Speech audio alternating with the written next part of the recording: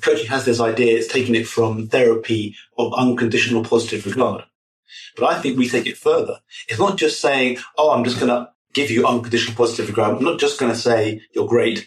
I'm actually going to hold the truth that there is greatness within you which I can't see. And therefore, I give you respect. I'm there with curiosity. I'm almost there with the sense of wonder because I don't really know what it is that's right in front of me.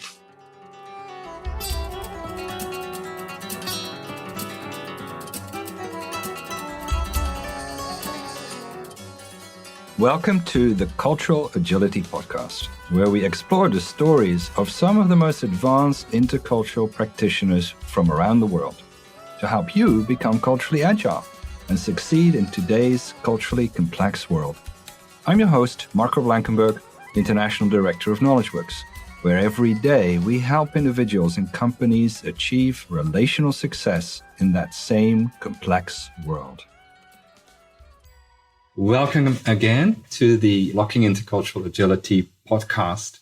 And today we have an important topic that is focused on coaching. And we have actually two of my favorite coaches and partners and friends in our virtual studio today. Matt Trenchard and Sarah Anthony are here with us. Thank you so much for joining us. Really appreciate it.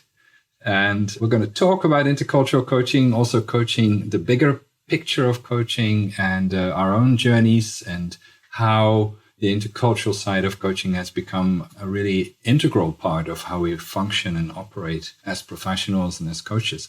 So I want to give you the chance to introduce yourselves briefly, and then we'll dive into the topic. So maybe, Sarah, if you want to kick us off. Yeah, absolutely. So I'm really happy to be here, firstly, and very honoured to have been asked and to be working with you, Marco, and obviously Matt, on this topic, because it's something that's very dear to my heart and to our hearts. So I've obviously been a coach for too many years. I can't even remember. It's been a good, it's tens rather, and 20s rather than a few years. And it goes right back to my time working as a leader and coaching people in my organization and in different organizations that I worked for, but also then becoming an accredited coach, going on that journey of learning more about coaching, developing my coaching skills in that way, doing the inner work of a coach, and then training people to become coaches as well, and working with organizations, individuals.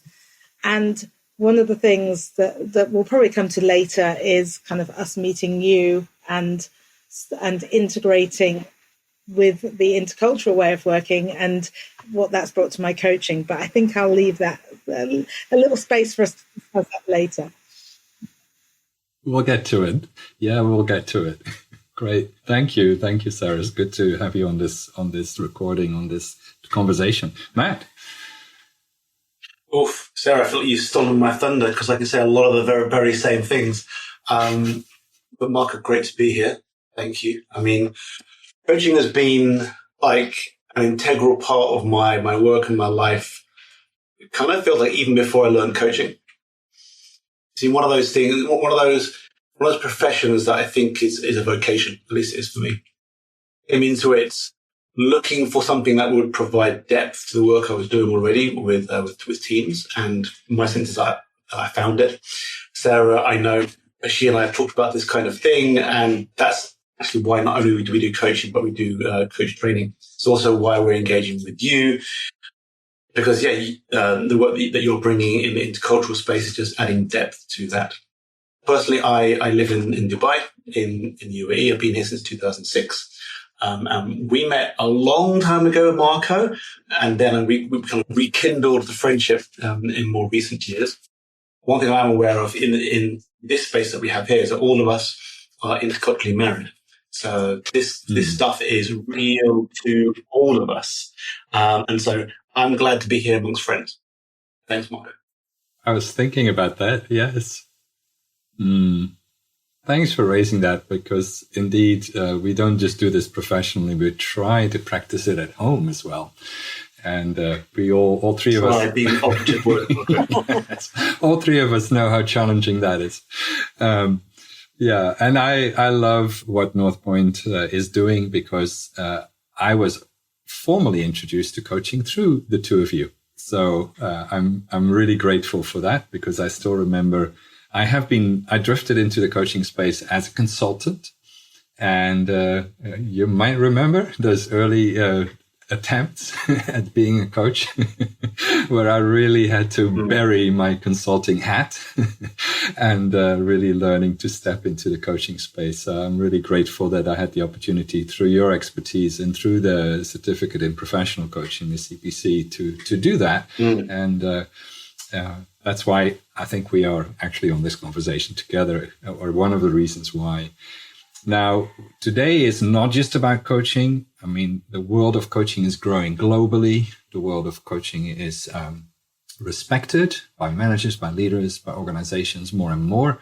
And as a result, even credentialing as a coach has become important. So getting a coach certificate that is officially recognized, like the CPC through the International Coaching Federation. But then people say, well, I'm already a coach. You're talking about intercultural coaching today. What's the difference? Why bother with yet another program that I need to invest time and money in? So what is intercultural coaching, and how does it distinguish itself from sort of more traditional coaching and any certification you can get in that field? Thank you, Marco. What came to mind for me for this was actually to give us like a micro history lesson. And that's to say that coaching really as a profession began in the 1980s, began in the US. There were people doing some new kinds of work there, and the ICF was formed, International Coaching Federation, or Coach Federation as it was then, was formed from some of those early practitioners with a sense of like, we need to formalize this. We need to provide some professionality. We need to actually put down some sense of what is this thing that we're doing and how do we know that we're doing it? And as part of that, they created what are called the ICF core competencies, and there were 11 at the time. And why do I bring this up? Is that I think it was about 2 to 3 years ago, the ICF had been through a process to review all of the competencies in light of many factors, including the fact that coaching was now no longer a solely either American or you might say Western pursuit. And as a result, they recognized that they needed to recraft some of the competencies. And they actually narrowed it down from 11 to 8. And these now new 8 competencies are much more open when it comes to different cultures, particularly as you and Knowledge Works ICI describe it. Previously, other cultures had to shoehorn their cultures in, or shoehorn coaching into their cultures. And it worked, but it had to be pushed or manhandled in. And now we're finding that with these new competencies, that actually there's a lot more space, that coaching can fit into multiple different cultures. And so therefore there's a need to actually bring much of the cultural and intercultural work out of the unconscious space and into the conscious space, so that coaches can actually consciously engage in different cultures. Thank you for that mini history lesson. I do, Sarah. I would agree with Matt.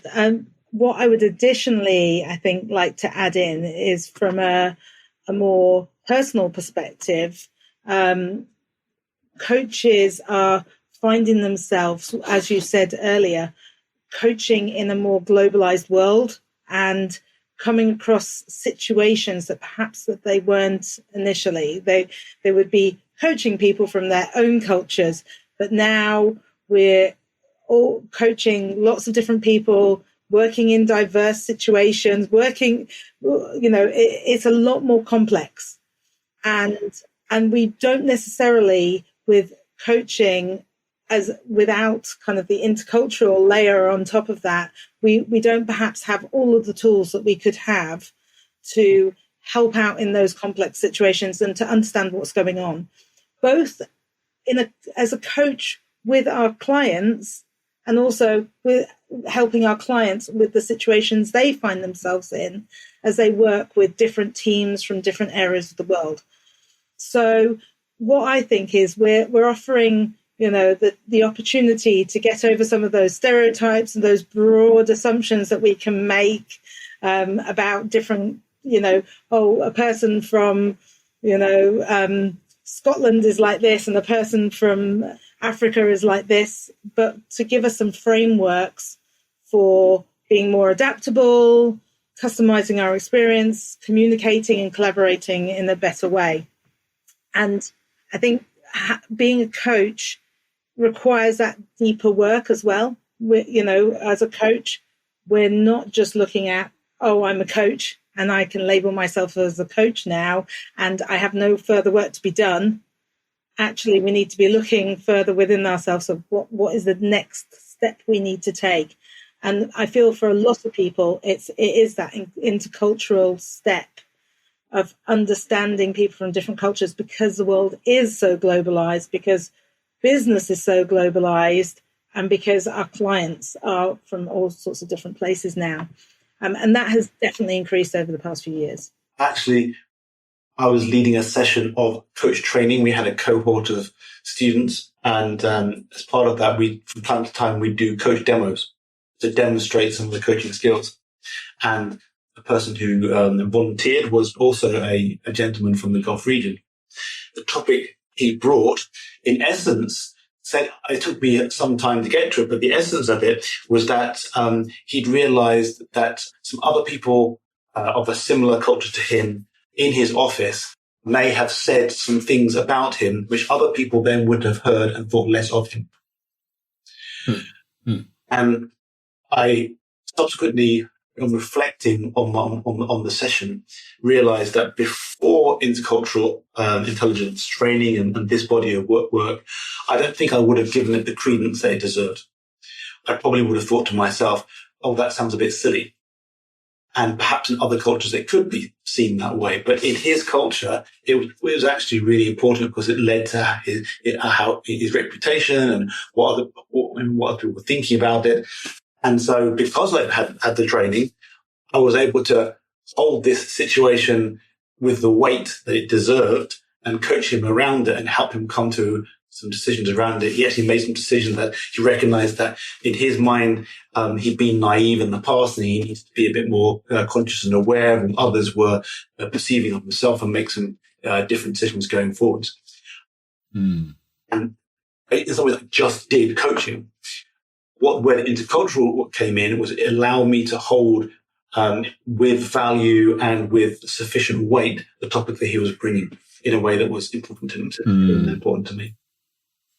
Yeah, absolutely. And when you think about the pandemic, it actually has resulted. First, people thought, we're going to get less intercultural. And actually, what I see happen, we've become more intercultural. Because now you can work from any place, with any company, with colleagues anywhere in the world.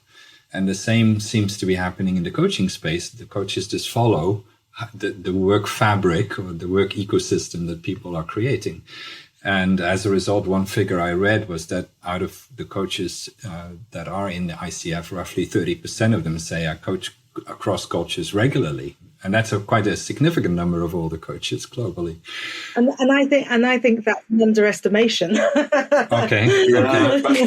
Quite possibly. I mean, Marco, if I can briefly build, just you mentioned about the pandemic, but not just the pandemic, but sorry to bring up a more somber note, but some of the stuff that's happening in the world now, say Ukraine and Russia, and right now Israel and Hamas, all that stuff. No matter where you fall on it, when you're working with others from other contexts, even if they are not directly affected by it, there's probably some way in which unless we've got some sort of intercultural tools that we can lay our hands on, as coaches, we're either going to miss stuff, or we're not going to be able to support our clients in the most powerful, positive way, or in the worst case, we're going to actually bring our own misconceptions into the room and actually do more harm than we could do good. Yeah. And absolutely. The big picture I see is that we're shifting the world from what you might call a unipolar world. We had America being the dominant force to a multipolar world where you've got, strengths and powers from all over the world in all different places, all different cultures. So this is really important, really, really important. Yeah, and that puts us in a dilemma, because then one way of operating is not the preferred way of operating anymore. And that's where cultural agility becomes really important, when the way intellectual property, the way goods, the way people move across borders is quite radically different between nations, and that has impact for how we do our work and how many tools we need to have in our toolbox. So in order to think a little bit deeper about the intercultural side of coaching and why it might be important to get equipped to do that better, I would love to just hear a little bit about your own story. Why was it, we already mentioned, all three of us are interculturally married. That's another growth lesson that continues the rest of our lives, where being an intercultural coach could be helpful, although your spouse might get fed up with you if you ask one more coaching question. but still, tell me a little bit about your story. Why did you drift into the intercultural coaching space, into the intercultural intelligence certification, adding that perspective to your own coaching practice? How did that happen for you?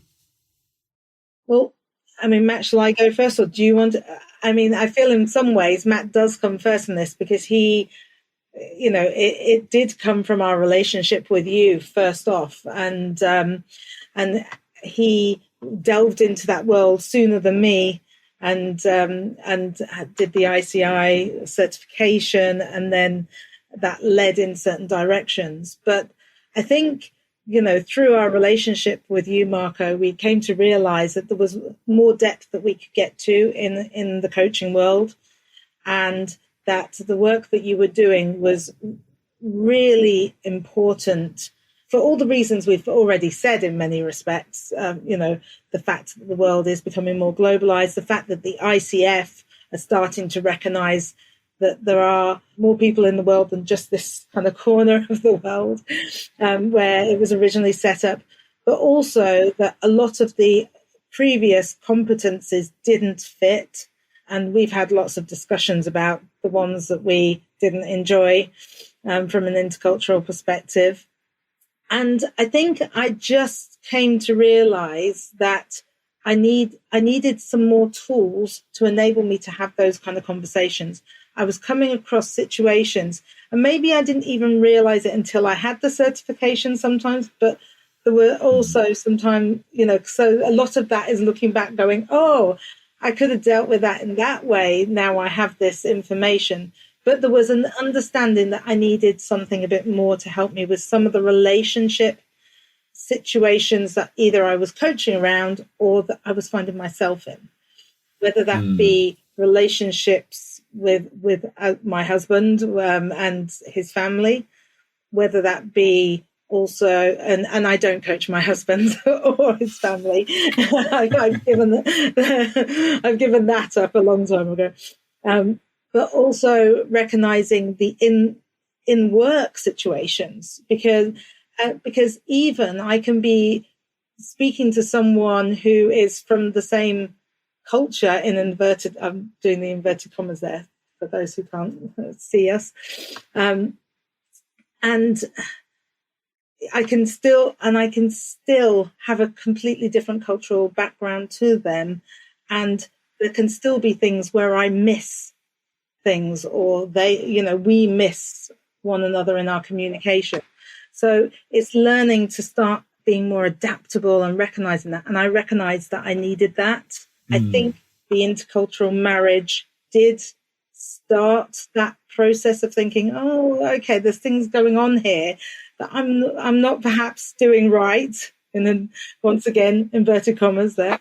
And how can I do the best in my personal relationships? Then how can I pass that on to my clients? How can I do better with my clients in helping them to recognize the things that are coming up, the assumptions that they might be making that are based upon culture rather than their skill or their ability and those other areas.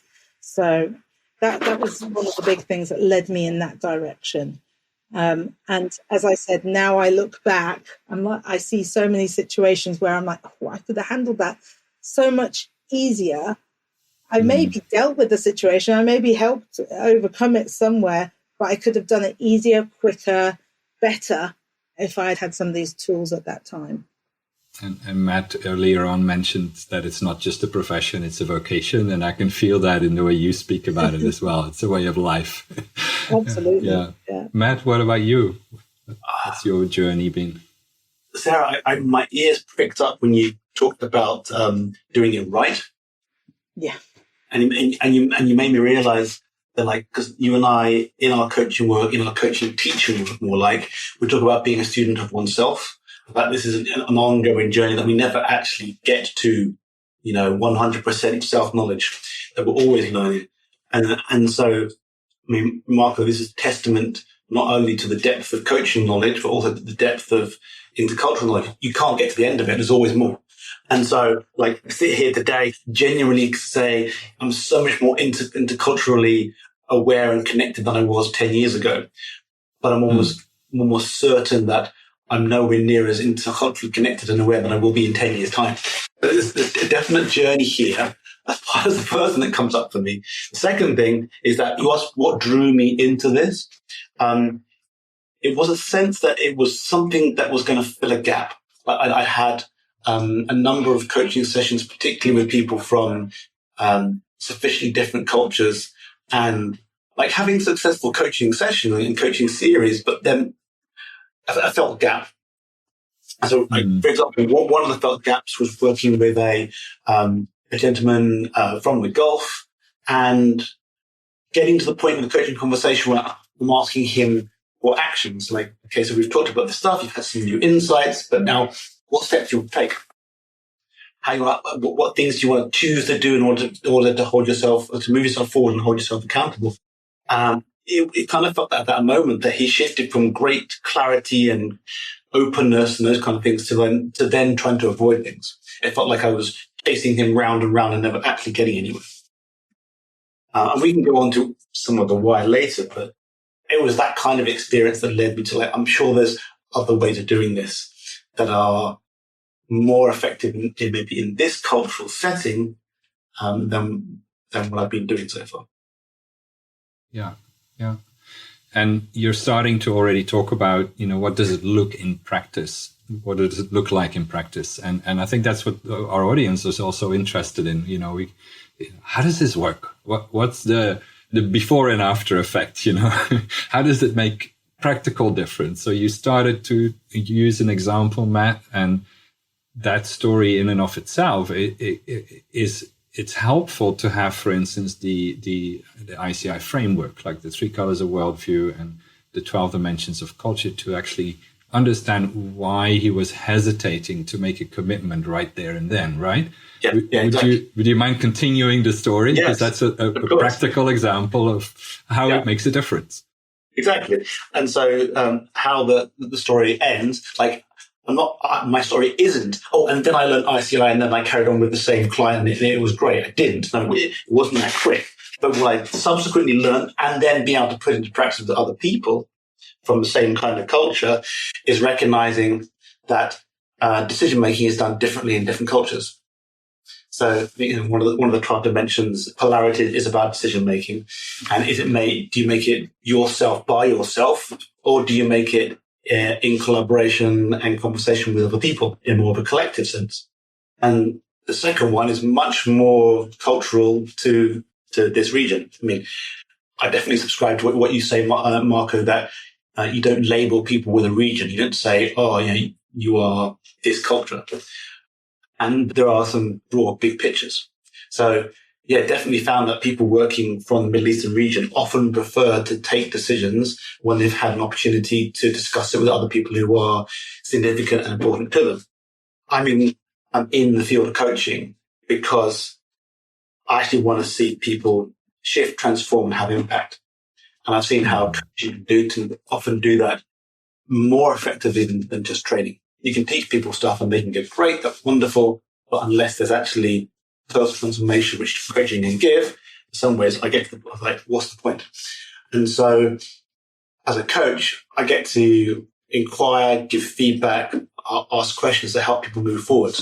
So to come back to the situation, to now know the ability to say, hey, you've had some insights. And now rather than what will you do to take it forwards, it can be as simple as what are some next steps you need to take so that you can make a decision? When I first got exposed to ICI and this work, I probably would have asked, who are the people in your network that you need to speak to so that you can make a decision? And it worked. Yeah. Mm-hmm. But at the same time, I realized later, in some ways, I'm prescribing their behavior in their culture. And as a coach, I want to hold the lightest touch possible. So these days, I just recognize that there are multiple ways to make a decision, one of which is to make a decision in here and now in the moment. Another of which is to go and speak to people who I trust. I'm sure there's a third and a fourth and a fifth way as well. So I can hold it very light and say, for you, what's the best way forward now to be able to make a decision about what's the next step to take? Yeah, it's a very practical example. Sarah, any other ways that the intercultural way makes a difference? What would be a practical example? I mean, one of the things I'm thinking about there is that Matt's example was very much him as a coach and the way he kind of uses words with his clients. And that is definitely one of the ways that coaching and bringing intercultural skills into coaching can be helpful. But it can also be helpful with the intercultural situations that our clients are having. So, I mean, I'm just reminded of a recent coaching session with someone, I won't obviously mention any names, where the client was dealing with a situation within their team, and they were having problems getting some of the stuff done that they wanted to get done. And, why aren't they acting upon this? Why aren't they doing something about it? And being very task-oriented in her approach to the situation. And, and I was able then to kind of help her recognize that perhaps she wasn't balancing out some of the relationship side of things that would be important to other cultures. Now, I don't think I laid it out quite as directly as I am doing there. We had a conversation around what might she not be seeing, what was important to other people in her team about this. And she came to a conclusion over the course of an hour together that perhaps she was not considering some of the building trust with her team, so that they would be willing to do the tasks and they could still get the outcome that she wanted, but by using the relationships and helping them to feel, like she trusted them, but also balancing out those relationships. And so that was for me, as I went through that was a direct use of one of the 12 dimensions in there, helping me to I started to recognize what might be going on. But again, I held it lightly in my hand. So I wasn't necessarily saying that. I used questioning to just get underneath what's going on, what was important to her about getting this task done, what might be important to them in the team, and what perhaps might be missing. And through doing that, I was able to have her realize that perhaps the relationship side of things were missing.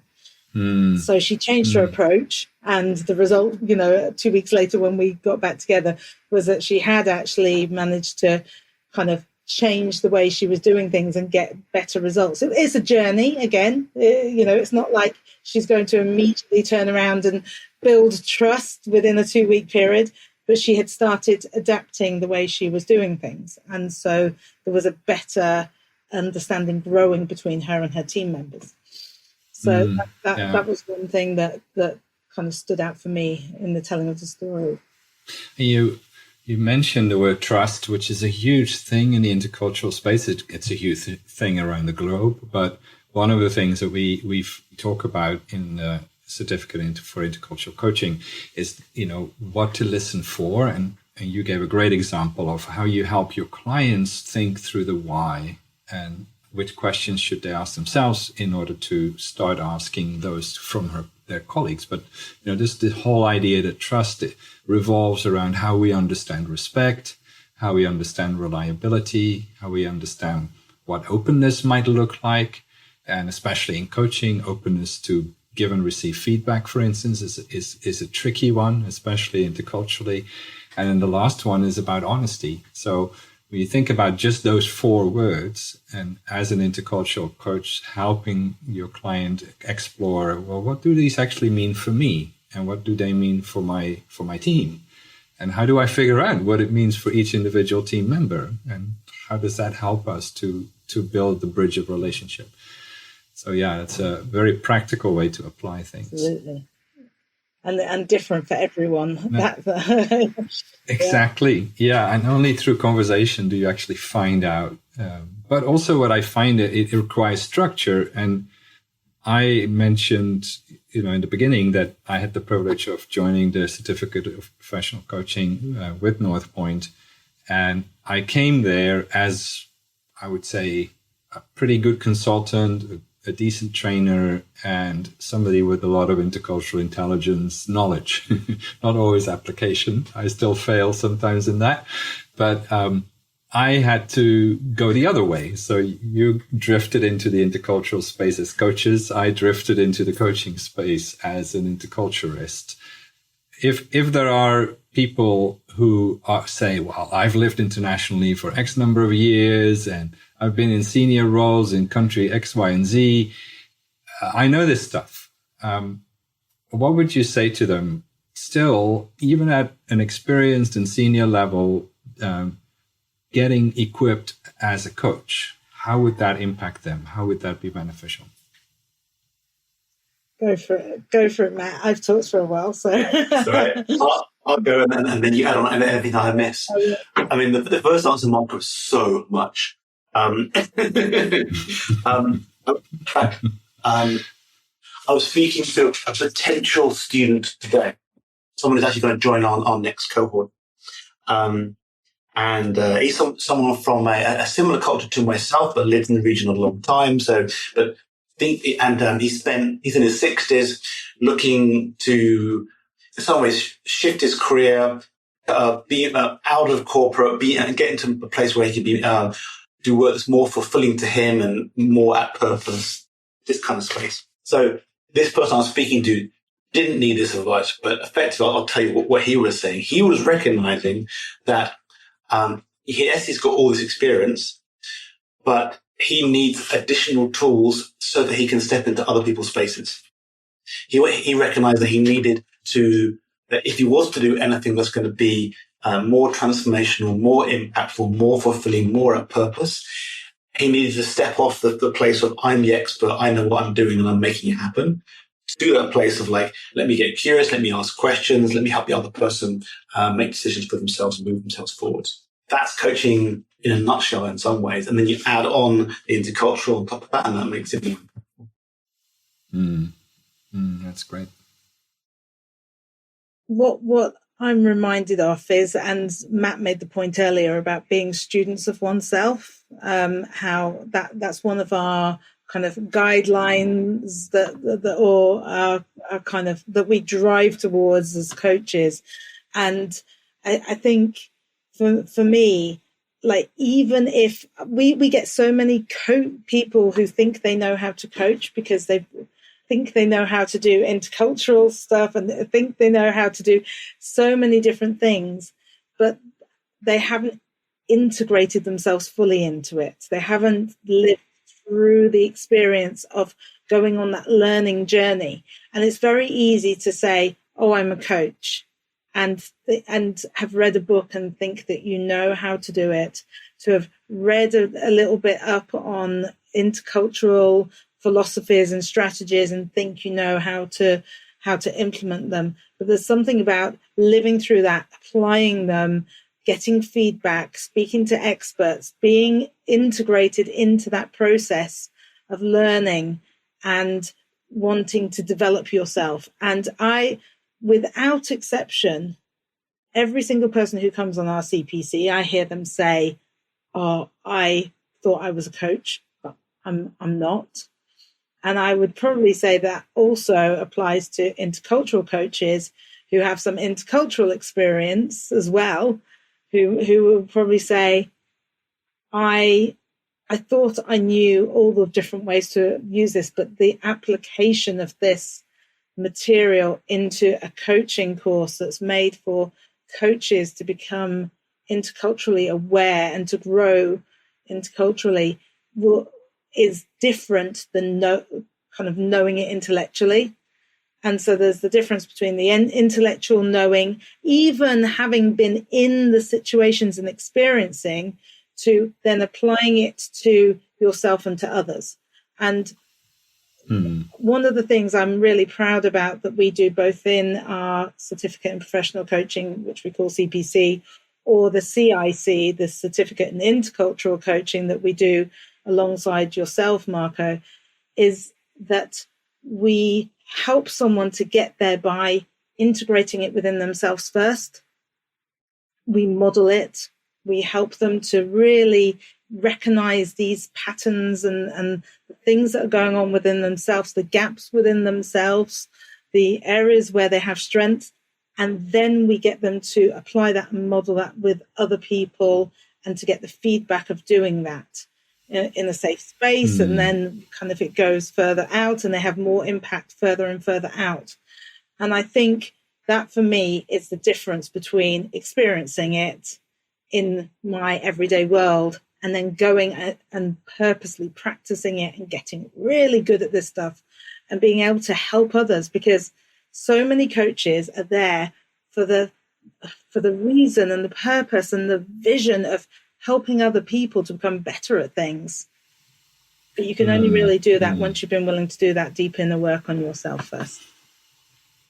And Sarah, you actually answered something else or add another answer to what Marco was saying, if I can build on what you're saying. Marco, you asked, why would someone who's got all this experience do it? Is, in my experience of speaking to others, this is not my personal experience, but in my experience of speaking to others who have maybe spent 20, 30 years in the international corporate environment, is that there's a longing in them, often unspoken, for there must be more. Yeah. And there must be more that isn't just lots of hard work and me bashing my head against whatever. It's just to push move the needle and push it forwards. Learning coaching does have the effect of breaking something open, because it's a new way of thinking, a new way of doing, a new way of being. Yeah, it's one thing of the challenge of being a coach or continuously becoming a better coach is you can't do that work without being a student of oneself, as you say. Some people walk away from that. Other people love that because it forces you to look at yourself and you challenge yourself, and that's a beautiful thing. One thing I've always appreciated about what North Point has done is that it's one of the few coach certifications in the form of the CPC that wasn't born in a Western nation, although it was born in Dubai. And that in and of itself, I've seen it. So you could, I think, Matt, you said that the CPC is interculturally informed. And that attracted me without having the fancy language to explain it like we do today. But that attracted me from the beginning. And that's also why I think sort of the strategic alliance was born, and the ability to develop the blending of our two worlds through the certificate in intercultural coaching came about. And I think that was just a beautiful journey in and of itself, because you have that edge over many other certifications out there, that you are already standing in a super cosmopolitan global environment. And that was the birthplace of the program. So partly, anything you want to say about that? Well, partly it could only happen in a place like Dubai, maybe not only Dubai, but a place like Dubai.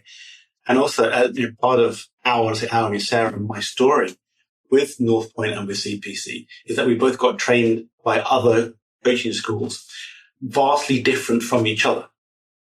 And that when Sarah and I got together and started talking about all this stuff and just realizing, some of the strengths also some of the weaknesses of each of the different systems, and realizing that, in many ways, the systems that we've been taught, we didn't have this language then, but I would use this language now. The different systems that we've been taught were in a cultural echo chamber, or in a cultural niche.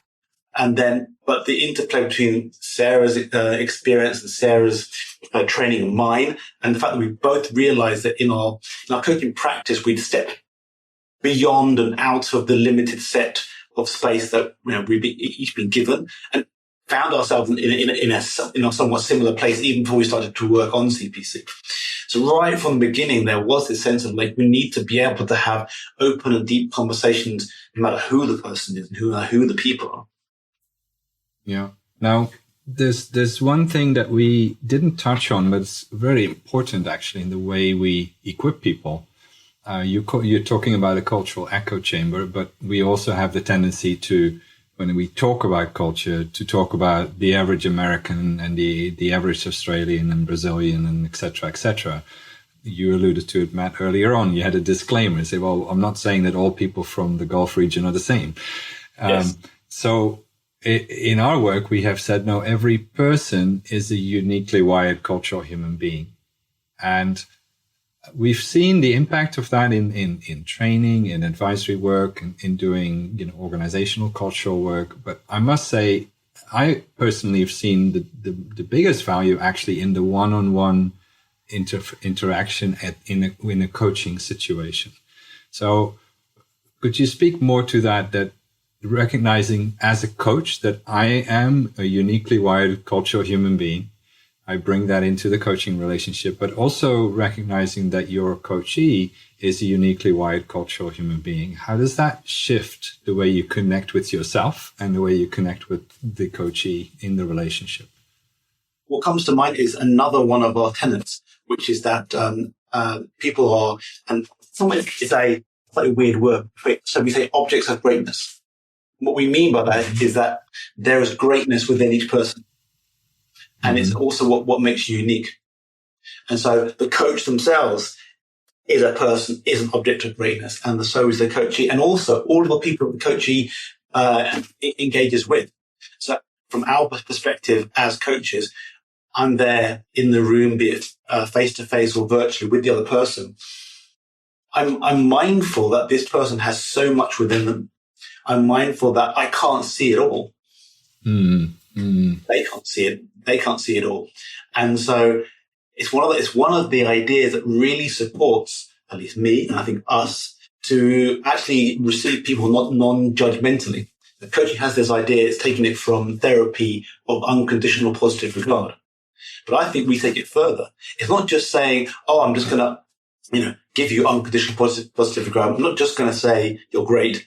I'm actually going to hold the truth that there is greatness within you which I can't see, and therefore I have to, give you. I give you respect. I'm there with curiosity. I'm almost there with the sense of wonder, because I don't really know what it is that's right in front of me. And I think sometimes the best coaching happens when they don't know and you don't know, and because you're in this unknown space and you're free to experiment. Just hold lightly what they're saying, put it back at them, ask some questions, be curious, and just help them through what quagmire they might be trying to get through at that time. And just, because if we go with an attitude of, I know how to do this, I know what to do, I know which direction they should go in, then we are not allowing them to, even if we're right, and, occasionally that might be the direction they decide to go in, but we are taking away their ability to believe in themselves and that they can do it for themselves. And coaching is about helping them to realize that.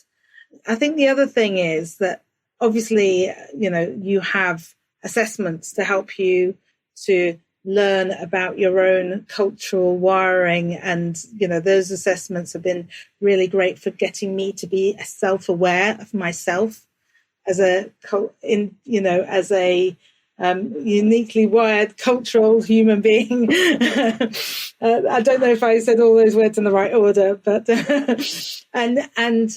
and it also let me realize that there's an interplay. It's not just about, oh, well, I'm more of an innocence guilt worldview, and therefore I must be a direct communicator. And actually, I'm rubbish at this and I'm rubbish at that. It's more about learning that there are differences out there and being able to then recognize that when it turns up in a coaching session. And so I have said fairly often, several times, that power and fear worldviews are the lowest on my assessments for me. And I found them difficult. Now, I've learned to find them less difficult because I've learned to take the fear out of the power fear and to actually recognize the good that's in that and the positive that can come from that worldview, and to look at it with different eyes, which perhaps I didn't even realize was there before. And in doing so, if I had worked with someone who had more power fear in their kind of chart, in their assessment, that I would perhaps find some of those conversations difficult in the past. But now I've been able to adapt to understand and say, okay, this isn't negative. This is actually quite positive. Let me work with them for their strengths, for what's important to them, and take myself out of that equation with things that I believe to be true because of what I have, the assumptions that I've held previously. And so I come to this with more of an openness about what is possible for our relationship, no matter where we lie on that scale. And I think that for me is, that acceptance and that willingness to say, okay, you see things completely different to me, and that's okay. How do you see it? Because I see things this way, but how do you see things? And what does this mean for you? And helping you to come up with your answers in your way that work for you, rather than, you need to fit into my box. Yeah. And what you're mentioning about, the use of, for instance, the language of the three colors of worldview, innocence, guilt, honor, shame, power, fear.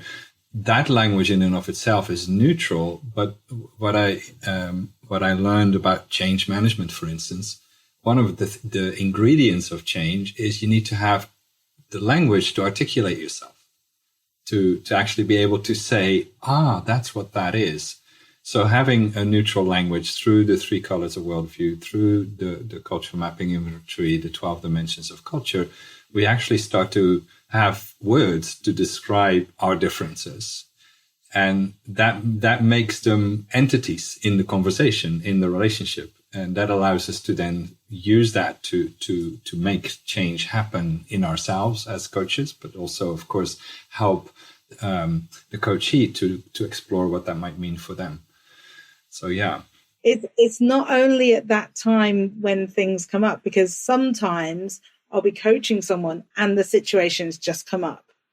But I'm able to then perhaps bring them some knowledge and say, here, where do you think you are in this? What's going on for you? Right. Other times I may choose to bring in that work first off and say, okay, it sounds like the issues within this organization are a bit more from an intercultural perspective, or they may even be aware we can bring in that knowledge up front. But I may be coaching someone just purely around anything, like with the example I gave earlier. I wasn't in there for an intercultural piece of work with that person, but it came up anyway. And that's, that it often does come up in that way. So me being aware of it helps me to better serve my coaches in those situations where it does come up. Yeah, and I like what you say, because you're in essence indicating that in some cases it just flows organically through the conversation. In other cases, you might actually introduce it as a tool and could be even the assessment, either one of the assessments, and you use the assessment as a way to reflect on their situation or the relationships that they're trying to manage. So both organically making it part of how you coach, or a little bit more formally bringing it in as a tool is really powerful. Now, Matt wants to say something else. Just to summarize and stuff, just to say, because a lot of coaches are about mindset. And so, Marco, in your work, you talk about cultural critic versus cultural learner. And so it's super important as a coach to be a cultural learner and to be consciously a cultural learner. Because like I just picked up on this, Sarah, earlier when you were talking about, we may assess that person's culture right. But if we're doing so, we're being a cultural critic. So we need to actually keep being cultural learner. Absolutely. Great point. Now, the CIC was launched during a very difficult time, the Certificate in Intercultural Coaching. And we've had a trickle, but a very passionate and enthusiastic 4 cohorts who are by and large vocational about having gone through it. And they really made it part of their lives. And I still remember one of the participants now is actually doing a PhD on the efficacy of intercultural coaching for educators, for instance. One of the gentlemen that that has joined used to be more on the counseling side of the equation. And I still remember, counseling is really important, but he said he thought that every conversation required a counseling approach. And then he finished the certification and he realized most situations do not require a counseling approach. And he's super enthusiastic about, using the intercultural approach to coaching. It's just beautiful to see people bring those nuances into the way they practice. When you think about the certificate in intercultural coaching, we already sort of talked about who might be a person that might join that program. But if you had a chance to speak to our audience, what would you say to them? Why join the program? Who should join? What's the impact going to be? Well, to speak, one of the things, some of the people who have been through the program haven't necessarily been fully fledged coaches. They've had some coaching experience, but not fully fledged coaches before. And I know, I was speaking to one of the participants the other, a couple of weeks back, and he said to me, I wish I had had more coach experience going through it. So we generally ask for people, because this isn't teaching you how to coach. Our CPC teaches you how to coach. If you want to learn the basic coaching skills and to build on that foundation and to get really good at coaching, that's the place to do that. But this brings on that extra level on top of your coaching ability to really be able to deal with those intercultural situations that we've talked about before, to recognize them, to see when it's coming up, all the things that we have talked about, all those situations where we've realized that our coaching alone actually needed something with a bit more depth, and to add that learning on top. For me, that's what it does. It's almost like an advanced level of coaching that, so we'd love to have people who are already coaches on this. Now, there is a couple of situations where we have allowed people who've had some practical experience in that. But even then, I've had people come back to me and gone, I wish that I'd taken that extra step in coaching first. So, because actually I would have gained so much more. So I think to be already coaching, to already be experiencing some of these situations where you recognize that perhaps I don't have all the tools to deal with these types of situations, or to be working with a client the way that Matt described earlier and thinking, oh, there's something missing here. I think I'm missing something in the area of working with my coachees. Perhaps I'm working interculturally and I don't recognize some of the things that are coming up, or I can't move them to action, or I can't help them with certain things. Then this is a great certification for you to become involved with and to learn. And without a shadow of doubt, every single person who comes off the back of this gains in a big way in terms of the depth of their coaching and the situations that they're able to resolve with their clients and the relationship that they have with their client. Because I always see it as it's not just about helping someone with intercultural situations and issues. It's actually about helping someone with relationships and being able to do on a deeper level, but also managing your own relationship with your client in a much deeper level, a much deeper way. Yeah, and thanks for clarifying that, and also that it's sort of a progression. Yeah. So the certificate in professional coaching, if you haven't had that depth of understanding of what coaching actually is, then start there. And then if you do have that, to join the CIC certificate Absolutely. in intercultural coaching. If you have coaching skills, you don't have to be from our school. It's open to could be something all coaches who want to then add that deeper level. Matt, anything to add is that the learning and practice of coaching has a way of opening oneself up to noticing more things. So you begin to notice how you think and how you feel more consciously, or you pick up nuances in relationships and others that previously you wouldn't have. And so, like Sarah says, this adds another layer on. The people who most benefit are folks, who are coaching, but also are on that journey of I know how this has already helped me, and I want to engage. I want to serve in a wider and deeper level. It kind of brings my mind back to what we talked about at the beginning of the conversation. Like, the world is changing. It's getting more multipolar. It's getting more intercultural. And if you're also a person who wants to actually make a positive difference in the world, then this is going to help. Yeah. And it's beautiful to see sort of the alumni network. We're pulling together some of our alumni in our office over the weekend. And it's just beautiful to see how that group of people is growing slowly.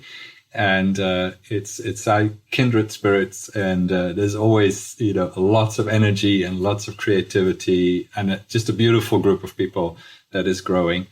And I'm really grateful that we have been part of that together, and the way you've equipped me and the way we've embraced each other through the Strategic Alliance. So I'm looking forward to the future. Can I just add something else about the last question? But okay. One other person that this is for those who want to specialize in the intercultural side of things. Now, obviously, there's an ICI certification, which is from KnowledgeWorks. And I think that if someone wants to learn that depth of coaching, and in many ways, I feel like I should ask you a question, Marco, what you got from adding coaching onto your intercultural experience. What did it give you that you didn't have before? Because I think that is one of the areas that, some people want to stay in that consultant space, and that's right for them. And they want to just have the experience of ICI, which is such a powerful framework. There will be others who really want to take it to that next level and to coach. So what did it give you, if you don't mind me asking? I think the most important thing is really that in consulting, it's about analysis and advice. Okay, those are typically the two main words. But the analysis is almost transactional often. So, and even when I look at classical consulting interviewing, it's very transactional, very data driven and task driven. And the questions are typically not so good, especially not on the relational side, and really digging into why is this organization operating the way it does, or why do they have this particular dilemma? And I think a coach-like approach gets you so much closer to the crux of the matter. And by using that coach-like approach, by being question-oriented and by bringing the process, not the content, actually you get to a point where people open up about things that in classical consulting you would never find out about. And I think that's one thing. The other thing is really, it's so much more fun because the pressure is off. Yes. But I don't need to continuously be the smart guy bringing the content. I can just bring a process, and it illuminates and it opens up doors that they've never walked through, and they start to see things, and it's so much more fun. Yeah. It doesn't, so yeah. Thank you for letting me do that.